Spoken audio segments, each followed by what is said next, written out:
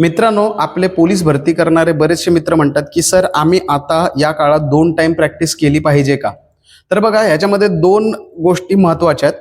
पहिली गोष्ट म्हणजे ज्यांनी नव्याने सुरुवात केलेली आहे त्यांनी सध्या 2 टाइम प्रॅक्टिस करू नका, कारण तुमची बॉडीची सध्या तयारी नाही. ओके, तुम्हाला आता थोडं प्रॅक्टिस थोडं रेस्ट, थोडं प्रॅक्टिस थोडं रेस्ट अशी गरज आहे. नाहीतर तुम्ही एकदम झोकून देणार, नंतर तुमच्या फिजिकलच्या टायमाला तुम्हाला इंजुरी येईल, तुम्हाला त्रास होईल आणि तुम्हाला फिजिकल होणार नाही. आणि जे जुने लोक आहेत आणि ज्यांचं ग्राउंड हे 38 पर्यंत आहे त्यांनी 2-2 टाइम प्रॅक्टिस केली पाहिजे.